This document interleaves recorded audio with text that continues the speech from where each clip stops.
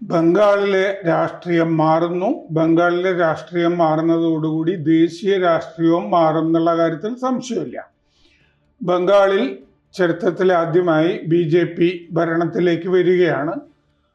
BJPയുടെ വളരെ കാലത്തെ ആഗ്രഹം ആയിരുന്നു ബംഗാൾ പിടിക്കുക എന്നുള്ളത്. വാജ്പേയി തന്നെ അദ്ദേഹം രാഷ്ട്രീയം കൈയാളുന്ന കാലത്ത് നമ്മൾ ബംഗാളിൽ ജയിക്കുന്നില്ലല്ലോ, ജനസംഘത്തിൻ്റെ സ്ഥാപകനായ ശ്യാമപ്രസാദ് മുഖർജിയുടെ നാടാണ്, എന്നിട്ടും നമുക്ക് അവിടെ ഇനിയും കാലുറപ്പിക്കാൻ കഴിഞ്ഞില്ലല്ലോ എന്നൊക്കെ വിലപിക്കുന്ന കാലമൊക്കെ ഉണ്ടായിരുന്നു. അതൊക്കെ മാറി, ബംഗാളിലെ രാഷ്ട്രീയം മാറി. മോദിയും അമിത്ഷായും അവിടെ അത്യാവശ്യം ക്യാമ്പ് ചെയ്ത് ആണ് ഈ തന്ത്രങ്ങൾ ഇത്തവണ ഗംഭീരമായി അവിടെ രൂപപ്പെടുത്തുകയും ചെയ്തു. ഒരു കല്ലുപോലും ശേഷിക്കാതെ നിരന്തരം സർവേകളൊക്കെ നടത്തി ജനങ്ങളോട് സംസാരിച്ച് ഹിന്ദി സംസാരിക്കുന്ന 3 പേരെ ഇത്തവണ അവിടെ റാലിയിലുണ്ടായിരുന്നുള്ളൂ: മോദി, ഷാ, യോഗി ആദിത്യനാഥ്. ബാക്കിയെല്ലാം ബംഗാളി സംസാരിക്കുന്ന ആളുകൾ. വരത്തന്മാരാണ് ഇവർ എന്ന് മമതാ ബാനർജി പറയുന്നതിന് മറുപടിയായിരുന്നു. അതുപോലെ തന്നെ അവിടെ ഇത്തവണ മുമ്പൊന്നും ഇല്ലാത്ത വിധം ഹിന്ദു ധ്രുവീകരണം നടന്നിരിക്കുന്നു എന്നുള്ളതും ഈ തെരഞ്ഞെടുപ്പിൽ നിന്ന് വ്യക്തമാണ്. ആ ധ്രുവീകരണം നടക്കാൻ വേണ്ടിയിട്ട് ഇത്തവണ സന്യാസിമാരും പൂജാരിമാരും ഒക്കെ ധാരാളമായി സ്ഥാനാർത്ഥികളും ഒക്കെ ആയിട്ട് പല മേഖലകളിലും വന്നിരുന്നു. സ്ത്രീകളുടെ വോട്ട് അവിടെ കാര്യമായി BJPക്ക് കിട്ടിയിട്ടുണ്ട് എന്നുള്ള കാര്യത്തിൽ സംശയമില്ല. അതിന് മറ്റേ 1500 രൂപയ്ക്ക് പകരം ലക്ഷ്മിർ ഭണ്ഡാർ TMCയുടെ പദ്ധതിക്ക് പകരം പുതിയ പദ്ധതി 3000 രൂപ കൊടുക്കുന്ന പദ്ധതി, ക്ഷേമ പദ്ധതികൾ.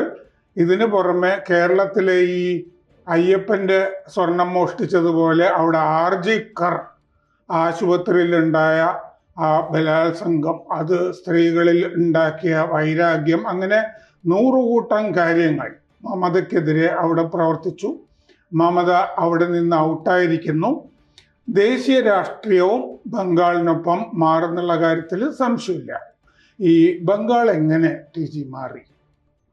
ബംഗാൾ മാറിയത് സ്വതന്ത്രമായിട്ട് വോട്ട് ചെയ്യാൻ ജനങ്ങളെ അനുവദിച്ചപ്പോഴാണ്. നേരത്തെ പേടിപ്പിക്കുമായിരുന്നു. ഇത്തവണത്തെ വോട്ടിങ്ങിൽ 2.5 ലക്ഷം കേന്ദ്രസേനയെ വിന്യസിച്ചു. തെരഞ്ഞെടുപ്പിൻ്റെ സെക്യൂരിറ്റി മുഴുവൻ വെസ്റ്റ് ബംഗാൾ പോലീസിൽ നിന്ന് മാറ്റിയിട്ട് കേന്ദ്രസേനയ്ക്ക് കൊടുത്തു. ആ ഒരു മെസ്സേജ് കൃത്യമായിരുന്നു. ഒരു പബ്ലിക് റാലിയിൽ അമിത്ഷാ പ്രസംഗം ഇടയ്ക്ക് വെച്ച് നിർത്തിയിട്ട് മൈക്കിലൂടെ പറഞ്ഞു, വെസ്റ്റ് ബംഗാൾ പോലീസ് ഇറങ്ങിപ്പോണം, നിങ്ങൾ സഹായിക്കേണ്ട, എൻ്റെ ആൾക്കാർ നോക്കിക്കോളൂ എന്നെ എന്നും മൈക്കിലൂടെ വിളിച്ചു. ഇത്ര വലിയ നാണക്കേടുണ്ട്. ഇങ്ങനെ എന്തെങ്കിലും ചെയ്യാൻ പറ്റുമോ കേന്ദ്ര ആഭ്യന്തരമന്ത്രി? അവർക്ക് തലകുനിച്ച് ഇറങ്ങിപ്പോകേണ്ടി വന്നു. That was a clear signal. ഞങ്ങൾ no nonsense will be tolerated in this election. അത് കഴിഞ്ഞിട്ട് വോട്ടിംഗ് സെൻറ്ററിൽ ഇവർ ഈ BJPയുടെ ചിഹ്നമുള്ള സ്ഥലത്ത് മാത്രം ടേപ്പിട്ട് മറച്ചു. ആ കംപ്ലീറ്റ് ഇലക്ഷൻ കൗണ്ടർമാൻഡ് ചെയ്തു. അതാണ് ഫാൾട്ട. കംപ്ലീറ്റ് ഇലക്ഷൻ കൗണ്ടർമാൻഡ് ചെയ്ത് ഇപ്പം ഫ്രഷായിട്ട് എല്ലാ EVM മാറ്റി ആദ്യം മുതലേ അങ്ങ് തുടങ്ങാം. അത് മെയ് 21 നടത്താൻ പോകും. പിന്നെ ഇവർ പബ്ലിക്കായിട്ടാണ് മമതാ ബാനർജി ഇതൊക്കെ ചെയ്യുന്നത്. കൗണ്ടിങ് സ്റ്റേഷൻ്റെ അടുത്തുള്ള ട്രാൻസ്ഫോർമറുകൾ വളയാൻ അവർ നിർദ്ദേശം കൊടുത്തു അവരുടെ വർക്കേഴ്സിന്. ഇലക്ഷൻ കമ്മീഷൻ പറഞ്ഞു അവർ വളഞ്ഞോട്ടെ, ഞങ്ങൾ കൗണ്ടിങ് നടത്തുന്നത് ഈ ഇലക്ട്രിക് സപ്ലൈ കൊണ്ടല്ല, ജനറേറ്റർ വെച്ചിട്ടാണ്. രാവിലെ മുതൽ വൈകുന്നേരം വരെ ജനറേറ്റർ വെച്ചിട്ടുണ്ട്. പിന്നെ ട്രാൻസ്ഫോർമറിൻ്റെ അടുത്ത് എന്ത് ചെയ്യണം എന്നുള്ളത് കേന്ദ്രസേന തീരുമാനിക്കും. കാരണം ഇവർ ട്രാൻസ്ഫോർമർ വളയാൻ പറഞ്ഞപ്പോൾ കേന്ദ്രസേനയ്ക്ക് നിർദ്ദേശം പോയി ഓരോ ട്രാൻസ്ഫോർമറിൻ്റെ അടുത്തും പോകാൻ പറഞ്ഞു, അടിച്ചോടിക്കാൻ പറ്റും. അങ്ങനെ ഈ സകല പോയിന്റിലും ഉള്ള ഈ ഗുണ്ടാപ്പണി അവസാനിപ്പിച്ചിട്ടാണ് ജനങ്ങൾക്കൊരു കോൺഫിഡൻസ് വരുന്നത്. അപ്പോഴാണ് ഈ തയ്യാറെടുപ്പൊക്കെ വളരെ നേരത്തെയാണ്. ട്രാൻസ്ഫോർമർ വളയിലും പിടിക്കലും ഒക്കെ വോട്ടിങ് കഴിഞ്ഞ് കൗണ്ടിങ്ങിൻ്റെ ഇടയ്ക്ക് നടക്കുന്നതല്ല. തെരഞ്ഞെടുപ്പ് പ്രക്രിയയുടെ ഇടയ്ക്ക് തന്നെ, തെരഞ്ഞെടുപ്പ് പ്രചരണത്തിനിടയ്ക്ക് എന്തെല്ലാം ചെയ്യാൻ പോകുന്നത് കൃത്യമായിട്ട് അറിയാം. ഇലക്ഷൻ കമ്മീഷൻ നോട്ട് ചെയ്ത് എവിടെയൊക്കെ എന്തൊക്കെ കള്ളത്തരമാണ് ഇവർ കാണിക്കുന്നത്. ഒരു രക്ഷയില്ലെങ്കിൽ കൗണ്ടിങ്ങിൻ്റെ സമയത്ത് കറണ്ട് ഓഫ് ചെയ്തിട്ട് ഇരുട്ടാക്കുക, എന്നിട്ട് EVM എടുത്തോളുക. ഒന്നുകിൽ തെരഞ്ഞെടുപ്പ് രണ്ടാമത് പോളിംഗ് നടക്കത്തക്ക രീതി, അല്ലെങ്കിൽ ഞാൻ ജയിച്ചു എന്നൊക്കെ പറയുക. ബൂത്തിൽ ഇരിക്കാൻ ആളെ കിട്ടില്ല. പിന്നെ ഇവർ ഇത്തവണ ഇത് ചെയ്തത്, തെരഞ്ഞെടുപ്പ് കഴിഞ്ഞാലും പിന്നെയും കേന്ദ്രസേന ബംഗാളിലുണ്ടാവും. എപ്പോൾ കേന്ദ്രസേനയെ പിൻവലിക്കുമെന്ന് ആരും പറഞ്ഞിട്ടില്ല. 2 ആഴ്ചയാണ് എന്ന് അവിടുത്തെ സ്റ്റേറ്റ് ഇലക്ഷൻ കമ്മീഷൻ പറഞ്ഞു. ബട്ട് കേന്ദ്രം അതിനെപ്പറ്റി ഒന്നും പറഞ്ഞിട്ടില്ല. കാരണം ഇവർ TMC ഒരു ഭീഷണി മുഴക്കിയിരുന്നു. മമത പറഞ്ഞു, കേന്ദ്രസേന തെരഞ്ഞെടുപ്പ് കഴിയുമ്പോൾ തിരിച്ചു പോകും കേട്ടോ, ഞങ്ങൾ ഇവിടെയൊക്കെ തന്നെ ഉള്ളവരാ എന്ന് പറഞ്ഞു. അത് വലിയൊരു ഭീഷണിയാണല്ലോ. വോട്ട് ചെയ്യാൻ പോകരുത്, പോവുകയാണെങ്കിൽ എനിക്ക് വോട്ട് ചെയ്യണമെന്ന്. ഇതും അവർ തകർത്ത് കളഞ്ഞു. കേന്ദ്രസേന ഉടനെ ഒന്നും മാറാൻ പോകുന്നില്ല എന്നുള്ള മട്ടിൽ. അപ്പം അങ്ങനെ ചക്രക്കൂട്ടിട്ട് ചെയ്യുന്നവർക്കൊരു ധൈര്യം. വോട്ട് സാർ വീഡിയോയിൽ കാണിച്ചില്ല, ഒരു 84 വയസ്സുള്ള അമ്മൂമ്മ 2 പേരെ പിടിച്ച് നടത്തിക്കൊണ്ട് വരികയാണ് അവർ. അപ്പോൾ ഇത്ര ബുദ്ധിമുട്ടി വോട്ട് ചെയ്യാൻ വന്നത് എന്തിനാണെന്ന് ചോദിച്ചപ്പോൾ അവർ പറഞ്ഞു, ശാന്തി, മനസ്സമാധാനമുണ്ട്, കിടക്കപ്പുറതിയില്ല, എന്നും അടിപിടി ബഹളം 4 ചുറ്റും. ഞാൻ ഈ കട്ടിൽ കിടക്കുമ്പോൾ നീ അവിടെ കല്ലേറ് ഇവിടെ കല്ലേറുന്നു, എനിക്ക് സമാധാനം വേണം. അതിന് ഈ സ്ത്രീ, സാറ് ശ്രദ്ധിച്ചിട്ടില്ല, അവർക്കോ സമാധാനം ഇല്ല, ബാക്കിയുള്ളവരും സമാധാനം കിട്ടും. അവർ നടന്നാണ് പ്രസംഗിക്കുന്നത്, കണ്ടിട്ടില്ലേ? അതെ, അവരിങ്ങനെ അവർക്ക് നിൽക്കാൻ പറ്റില്ല. സ്റ്റേജിൽ ഈ അറ്റം മുതൽ ആ അറ്റം വരെ പോകും, നിൽക്കാൻ പറ്റില്ല. കൂട്ടിലിട്ട വെരുകിനെ പോലെ പാഞ്ഞുകൊണ്ടിരിക്കും. അവർ ചിരിക്കുന്ന ഒരു ഫോട്ടോ കണ്ടിട്ടുണ്ടോ? ഇല്ല, എപ്പോഴും ടെൻസാണ് അവർ. എന്താ അവരുടെ ടെൻഷൻ? അവർ ടെൻഷനിലാകുന്നു, ബാക്കിയുള്ള ജനങ്ങളെയും ഈ പറഞ്ഞ 84 വയസ്സുള്ള അമ്മച്ചിയും ടെൻഷൻ. അമ്മച്ചി പറഞ്ഞു, എനിക്കിനി മതി, എനിക്കൊന്ന് സമാധാനമായിട്ട്, ഏതായാലും ഇവർ പറ്റില്ല, വേറെ ആരെങ്കിലും വന്നിട്ടൊരു ശാന്തി. അവർ പറഞ്ഞു, എൻ്റെ വോട്ട് ശാന്തിക്ക് വേണ്ടിയിട്ടുള്ള, വേറെ ഒന്നുമില്ല. അവർക്ക് വെള്ളം വേണ്ട, വൈദ്യുതി വേണ്ട, ഗ്യാസ് വേണ്ട, ഒന്നും വേണ്ട, കിടക്കപ്പുറതി മതി. ആ അവസ്ഥ എത്തിച്ചു. അതൊക്കെ മോശമായിപ്പോയി. RG കാറിലെ ക്രിമിനൽസിനെ സപ്പോർട്ട് ചെയ്യാൻ ഇവരിറങ്ങി. സന്ദേശ് ഖാലി ബലാത്സംഗം, അതിൽ പ്രതികളെ രക്ഷിക്കാൻ അവരിറങ്ങി. അവർ TMC-കാരാണ്. ഇവിടെ പിണറായി വിജയൻ ചെയ്ത അതേ കാര്യം. ഇവിടെ പിണറായി വിജയൻ മറ്റേ ഹെൽമെറ്റ് എടുത്ത് അടിച്ചതിന് രക്ഷാപ്രവർത്തനം, അവിടെ ബലാത്സംഗം വഴിയാണ് രക്ഷാപ്രവർത്തനം. ആ പെണ്ണിനെ രക്ഷിക്കാൻ വേണ്ടിയിട്ട് അവൻ ബലാത്സംഗം ചെയ്തു. ഇങ്ങനെയൊക്കെ വന്നു കഴിഞ്ഞാൽ എന്ത് ചെയ്യും? അപ്പം ഈ അമ്മച്ചിയുടെ ആ വീഡിയോ എനിക്ക് തോന്നി അത് വലിയൊരു മെസ്സേജാണ് ബംഗാൾ മാറുന്നു എന്നുള്ളത്. അത് മാത്രമല്ല, എനിക്ക് തോന്നുന്നത്, ഒന്ന് SIR-ൻ്റെ ഫലമായിട്ട് 90 ലക്ഷം വോട്ടർമാർ അതിൻ്റെ അകത്ത് പോയി. പിന്നെ CPM ഭരിച്ചിരുന്ന സമയം മുതൽ തന്നെ അവിടെ നിൽക്കുന്ന ഒരു ഗുണ്ടരാജ്, അത് മമത ഏറ്റെടുത്തു. ഇനി അത് BJP ഏറ്റെടുക്കുമോ ഇല്ലെന്നുള്ള മാത്രമാണ് നമ്മൾ നോക്കേണ്ടായിരുള്ളൂ. BJPക്ക് എന്തെങ്കിലും തരത്തിൽ അതിന് മാറ്റം വരുത്തണം എന്ന ആഗ്രഹം ഉണ്ടെന്ന് വെച്ചാൽ ആ ഗുണ്ടകളെ ഒതുക്കിയാൽ തന്നെ ബംഗാളിൻ്റെ സ്വഭാവം മൊത്തമായിട്ട് മാറിക്കിട്ടും. ഈ TGയോട് ചോദിക്കാതെ, അതായത് അവിടെ ഈ CPM-ന്റെ ഗുണ്ടകളുടെ ഉപജീവന മാർഗം ഈ ഗുണ്ടായിസാണല്ലോ. അപ്പോൾ CPM-ന്റെ ഗുണ്ടകൾ മുഴുവൻ തൃണമൂലിൻ്റെ ഗുണ്ടകളായിട്ട് മാറുകയാണ് ചെയ്തത്. അപ്പോൾ PSന്റെ സംശയം, ഈ ഗുണ്ടകളെ ഇനി BJPയുടെ ഗുണ്ടകളായിട്ട് മാറുമോ എന്നുള്ള സംശയമാണ്. അല്ല, അതൊരു പ്രധാനപ്പെട്ട സംശയമാണ്. നമ്മുടെ മാത്രമല്ല, അതൊരു ന്യായമായ സംശയമാണ്. പക്ഷേ അതിനുള്ള മുന്നൊരുക്കങ്ങൾ BJP നേരത്തെ ചെയ്തിട്ടുണ്ട്. ഇപ്പോൾ കൂടുതലും സംഭവിച്ചത് ഈ SIR വന്നു കഴിഞ്ഞപ്പോൾ ഒരുപാട് പേര് ബംഗ്ലാദേശിലേക്ക് തിരിച്ചുപോയി, മടങ്ങിയിട്ടുണ്ട്, വഴക്കുണ്ടാക്കാൻ നിൽക്കാതെ. കാരണം SIR-ൽ വഴക്കുണ്ടായി കഴിഞ്ഞാൽ ഇവൻ ബംഗ്ലാദേശിയാണെന്ന് തിരിച്ചറിഞ്ഞ് പിടിയിൽപ്പെട്ടെങ്കിലും അതുകൊണ്ട് പ്രശ്നം വേണ്ട എന്ന് പറഞ്ഞിട്ട് ഒരുപാട് പേര് കടന്നു. പിന്നെ അവിടെ ഇവിടെയൊക്കെ ഉണ്ടായിരുന്നവർ അവരുടെ ലെജിറ്റിമേറ്റ് ആയിട്ട് എവിടെയാണ്, ഇവൻ ജോലി ചെയ്യുന്നത് ഉത്തർപ്രദേശിൽ പോയിട്ടാണ്. ഉത്തർപ്രദേശിലെ വോട്ടർ പട്ടികയിൽ ചേരുക, അവിടെ എന്താണെന്ന് വെച്ചാൽ ചെയ്യുക. ബംഗാളിൽ വന്നിട്ട് ഈ കച്ചറയ്ക്കുള്ളിൽ ചെന്ന് ചാടണ്ടെന്ന് വിചാരിച്ചിട്ട് ബീഹാർ, ഉത്തർപ്രദേശ്, ഒറീസ, ഇപ്പോൾ ഈവൻ കേരളത്തിൽ വന്നവർ, കേരളത്തിൽ ഒരുപാട് പേര് ഇവിടുത്തെ വോട്ടർ പട്ടികയിൽ ചേർന്നിട്ടുണ്ട് ബംഗാളിൽ. അതുകൊണ്ട് ഇത്തവണ വലിയൊരു എക്സോഡസ് കേരളത്തിൽ നിന്ന് ബംഗാളിലേക്ക് ഉണ്ടായില്ല. കഴിഞ്ഞ സാറിന് ഓർമ്മയുണ്ട് 21 തെരഞ്ഞെടുപ്പിൽ ഉം. സ്പെഷ്യൽ ട്രെയിൻ വരെ പോയിരുന്നു ആ. കേരളത്തിൽ നിന്ന് ബംഗാളിലേക്ക്. ഉം. ബംഗാളികൾ ഒരുപാട് ഇവിടെ ഉണ്ടല്ലോ, ഉണ്ട്, ഉണ്ട്. അവർ വോട്ട് ചെയ്യണ്ടേ. ഉം. ഇത്തവണ സ്പെഷ്യൽ ട്രെയിൻ ഒന്നും ഉണ്ടായില്ല, കാരണം അതിന് മാത്രം ആളില്ല. ഉം. ഒന്നിൽ അവർ നേരത്തെ എങ്ങാനും പോയിട്ടുണ്ട്, ഡിസ്ട്രിബ്യൂട്ടറായിട്ട് പോയിട്ടുണ്ട്. കൂടുതലും ഇവിടുത്തെ വോട്ടർ പട്ടികയിൽ ചേർന്ന് ഇവിടെ ജനുവിനായിട്ട് ചേരുമല്ലോ. ഇന്ത്യയിലെ ഏത് പൗരനും ഏത് സംസ്ഥാനത്തും പോയിട്ട് ജോലി ചെയ്യാം, അവിടുത്തെ വോട്ടർ പട്ടികയിൽ ചേരാം, അവിടുത്തെ ആളായിട്ട് കഴിയാൻ ഒരു കുഴപ്പമില്ല. അപ്പോൾ ഇങ്ങനെയായി കഴിഞ്ഞപ്പോൾ ഈ അനാവശ്യമായ വോട്ടർ പട്ടികയിലെ ഇരട്ടിപ്പ്, ട്രാൻസ്ഫറായി പോയവർ, അത് ഇതെല്ലാം ഒഴിഞ്ഞു. ഇപ്പോൾ ഈ 90 ലക്ഷം SIRൽ നിന്ന് വന്നപ്പോൾ കുറഞ്ഞു എന്ന് പറഞ്ഞതിൽ 62 ലക്ഷം ഈ TMCയും കൂടെ സമ്മതിക്കുന്നു. അത് ജനുവിനാണ്. 62 കളയേണ്ടത് തന്നെയാണ്. ബാക്കിയുള്ള ഈ 28 ലക്ഷത്തിലോ ഇതൊക്കെയാണ് അഡ്ജുഡിക്കേഷനിൽ കിടക്കുന്നത്. ഇപ്പോൾ 62 lakhs എക്സ്ട്രാ വോട്ട് ഉണ്ടായിരുന്നു എന്ന് എല്ലാവരും സമ്മതിക്കുന്നു. ഇലക്ഷൻ കമ്മീഷൻ കണ്ടെത്തി, ഇവരും സമ്മതിച്ചു.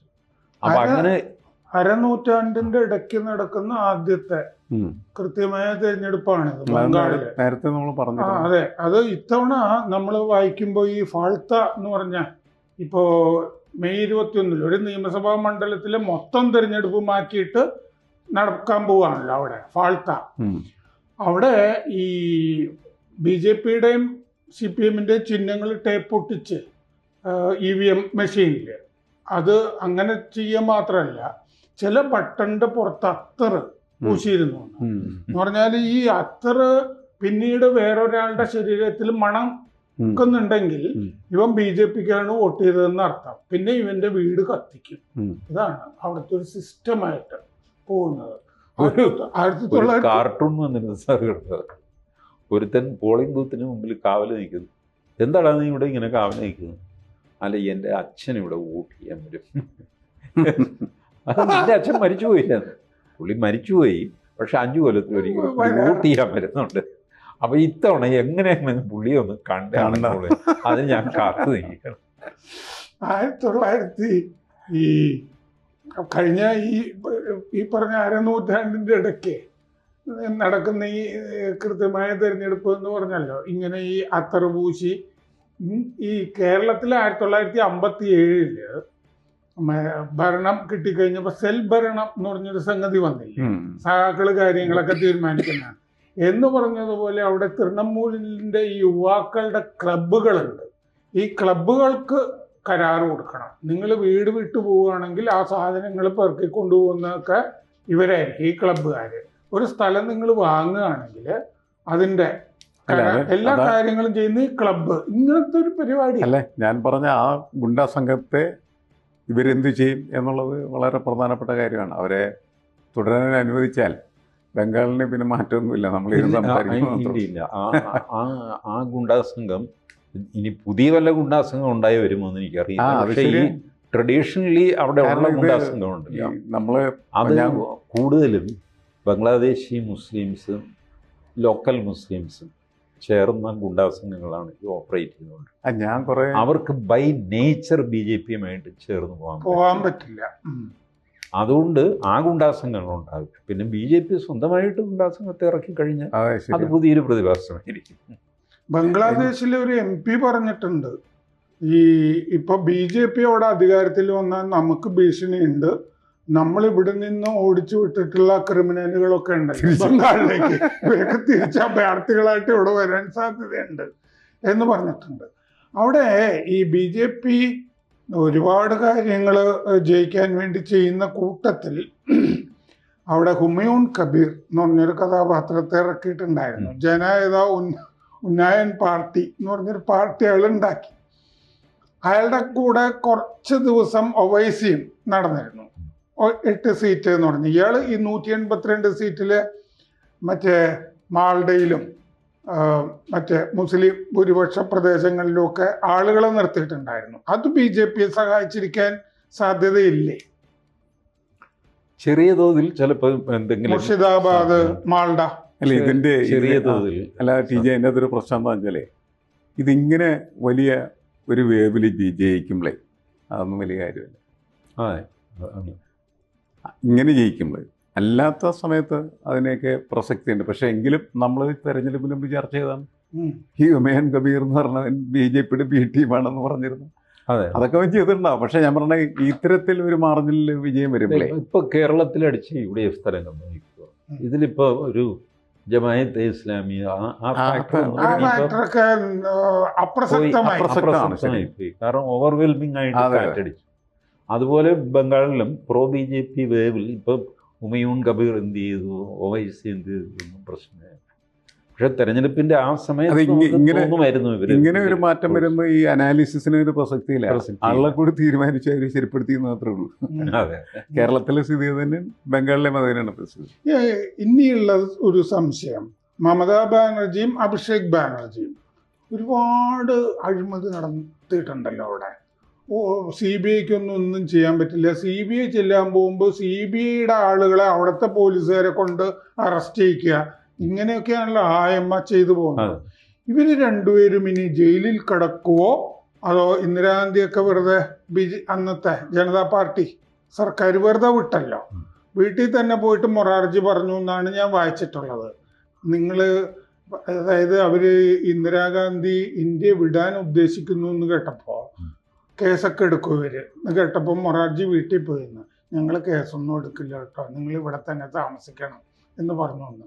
ഈ സമീപനമായിരിക്കുമോ ഈ മമതയോടും അഭിഷേകിനോടും BJPക്ക്? അഭിഷേകിനോട് അങ്ങനെ ആയിരിക്കില്ല, മമതയോട് അങ്ങനെ ആയിരിക്കും എന്നാണ് ഞാൻ വിചാരിക്കുന്നത്. അവർക്കെതിരെ കേസ് വെക്കാനോ അവരെ ഉപദ്രവിക്കാനോ അങ്ങനെ BJP പോവില്ല. അഭിഷേകിനെ ഒന്നും ചെയ്യേണ്ട കാര്യമില്ല. അങ്ങനെന്തോ വിദേശത്ത് ഏർപ്പാടും സംഗതിയൊക്കെ ഉള്ള ആളാണ്. താമസിയാതെ പുള്ളി പറക്കും പുറത്തേക്ക്. പിന്നെ 1-2 വർഷം 2-3 വർഷം കഴിഞ്ഞിട്ട് തിരിച്ചു വരുമെന്ന് വിശ്വസിച്ചു. പുള്ളി ഹൈ കണക്ഷൻസ് ഒക്കെ ഉള്ള ആളാണ്. മമത എനിക്ക് തോന്നുന്നത് ബംഗാളിൽ തന്നെ ഉണ്ടാവും, അവരെ ആരും ഉപദ്രവിക്കുകയൊന്നുമില്ല. പിന്നെ അവർക്ക് എങ്ങനെ പോയി കഴിഞ്ഞാലും 10-90 സീറ്റ് അവർക്കുണ്ടല്ലോ. ഇപ്പം ഞാൻ ഫൈനൽ ടാലി കണ്ടതിൽ 93 മറ്റോ, അതൊരു 83 തന്നെ വെച്ചു. 83 ഒരു കുറഞ്ഞ ഫിഗറൊന്നും അല്ല. നിയമസഭയിൽ ഒരു പ്രതിപക്ഷമാകാനായിട്ട് 294 294 90 എന്ന് പറഞ്ഞു കഴിഞ്ഞാൽ തന്നെ നല്ലൊരു ഫിഗറാണ്.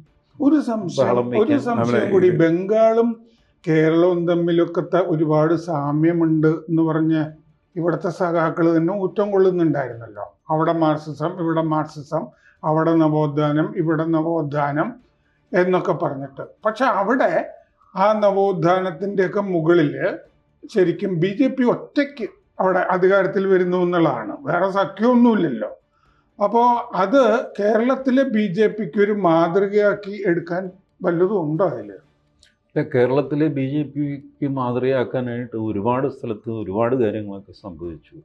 പക്ഷെ അത് ഇവിടെ മാതൃകയായിട്ട് എടുക്കണ്ടേ? മാതൃകകൾ സംഭവിച്ചു, ഞാൻ മാതൃകയെ മാതൃകകൾക്ക് അതായത് മോഡലുകൾ പലതുണ്ട്, അത് ഏറ്റെടുക്കാൻ പറ്റിയ ആളിലൂടെ ഇല്ല, ഹ്യൂമൻ റിസോഴ്സ് ഇല്ല, അതാണ് പ്രശ്നം ഉണ്ടാക്കി. അത് എനിക്ക് തോന്നുന്നത് ദേശീയ നേതൃത്വം കേരളം പിടിക്കുന്ന തീരുമാനിച്ച TG ഇങ്ങനെയൊക്കെ ചെയ്യാവുന്നതല്ലേ ഉള്ളൂ. അതെ, അതവരിപ്പോൾ തീരുമാനിച്ചിട്ടില്ല. കാരണം ബംഗാള് ഒരു പോസ്റ്റ് കഴിഞ്ഞു, ഇനിയല്ലേ കേരളത്തിലേക്ക് വരേണ്ട കാര്യമുള്ളൂ. നോക്കാം. ഇല്ല, അതുമല്ല, ബംഗാൾ കഴിഞ്ഞാൽ തമിഴ്നാടും തെലങ്കാനയും കഴിഞ്ഞിട്ടേ കേരളത്തിലേക്ക് വരേണ്ടതുള്ളൂ. നമ്മളൊക്കെ ജീവിച്ചിരിക്കുമ്പോൾ അത് സംഭവിക്കുമെന്ന് എനിക്കറിയില്ല, അതിന് ശേഷമായിരിക്കും ഒരു പക്ഷേ.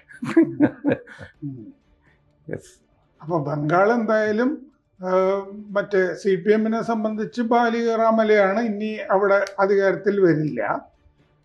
കേരളത്തിൽ CPM-ന് ബാലികേല കയറാമലയായിട്ട് ഇനി തുടരുമോ? ഈ സാറേ, ഫൈനൽ ടാലി വന്നു കഴിഞ്ഞിട്ട് എനിക്കത് പറയാൻ പറ്റുള്ളൂ. CPM-ൻ്റെ സംഘടനാ സംവിധാനം എത്ര കണ്ട് തകർന്നിട്ടുണ്ട്, പക്ഷേ എത്ര കണ്ട് തകർന്നു, ഇനി തിരിച്ചു വരാൻ വയ്യാത്ത വിധം. ഇപ്പോൾ ആസ് സച്ച് സാർ നമുക്ക് ഇന്ത്യയിൽ ഒരിടത്തും CPM-ൻ്റെ ഭരണമില്ല, ഒരിടത്തും. കൂട്ടുകക്ഷിയായിട്ടും ഇല്ല, ഒറ്റയ്ക്കും ഇല്ല, എങ്ങുമില്ല, ശൂന്യം. അങ്ങനെ ഇരിക്കുന്ന സമയത്താണ് നമ്മൾ ഈ സംസാരിക്കുന്നത്, ഒരിടത്തും ഇല്ലാതെ. അപ്പോൾ അതിൻ്റെ തകർച്ചയുടെ ആഴം എത്രയുണ്ടെന്ന് നോക്കിയിട്ട് മാത്രമേ നമുക്ക് ഇത് തിരിച്ചു വരുമോ എന്ന് പറയാൻ പറ്റുള്ളൂ. കാരണം ആ പാർട്ടിക്കുള്ളിൽ ഇപ്പോഴും ഒരു മൈനോറിറ്റി ഉണ്ട് ഉം. ഇത് പുനരുജ്ജീവിപ്പിക്കണം എന്ന് ആഗ്രഹമുള്ളത്. നമ്മൾ ഈ വലിയ ആലക്കം മറിഞ്ഞു കിടന്നിട്ട് ഒരു ഗതിയില്ല. പക്ഷെ ഒരു 2 മാസം കഴിയുമ്പോൾ കണ്ടില്ല അതിൻ്റെ ഒരു സൈഡിൽ നിന്ന് പതുക്കെ ഒരു പച്ചപ്പ് ഇങ്ങനെ വരും. പിന്നെ അതായിട്ട് മാറും മെയിനാണ്. ഇങ്ങനെ ഒരു പ്രതിഭാസം പ്രകൃതിയിലുണ്ട്. അത് പാർട്ടികൾക്കും ബാധകമാണ്. അങ്ങനെ എഴുതിത്തള്ളാൻ ഇപ്പം ഞാൻ തയ്യാറല്ല. ഫുൾ ഫിഗേഴ്സൊക്കെ വന്നു കഴിഞ്ഞിട്ട് പിന്നെ പാർട്ടിയിൽ ഇനി തുടർച്ചലനങ്ങൾ പൊട്ടിത്തെറികൾ ഉണ്ടാകുന്നുണ്ടോ അതും നോക്കേണ്ടിയിരിക്കുന്നു. ചിലരൊക്കെ ഈ കരുതി വെച്ച ബോംബൊക്കെ തിരഞ്ഞെടുപ്പ് കഴിയട്ടെ എന്നിട്ട് പൊട്ടിക്കാം എന്ന് വിചാരിച്ച് വെച്ചവരുണ്ടാകാം. അപ്പം അതുമൊക്കെ വന്നു കഴിയുമ്പോൾ നമുക്ക് ചിത്രം വ്യക്തമാകും. എന്തായാലും മറ്റേ കേരളത്തിലെ സഖാക്കൾക്ക് ബംഗാൾ ഒരു മാതൃകയായിട്ട് എടുക്കാം. സഖാക്കൾക്ക് മറ്റു പാർട്ടികളിൽ ചേരാം, വേണമെങ്കിൽ BJPയിലും ഒക്കെ ചേരാം. അങ്ങനെ ഒരു മാതൃകയായിട്ട് ബംഗാളിനെ എടുക്കാം. ബംഗാളിലെ സഖാക്കൾക്ക് ഒരു സീറ്റുണ്ട്. ഇപ്പോൾ വരുന്ന റിസൾട്ടിൽ ഒരു സീറ്റ് കാണിക്കുന്നുണ്ട്. SDP ആയിട്ട് സഖ്യം അവിടെ ഉണ്ടായിരുന്നു.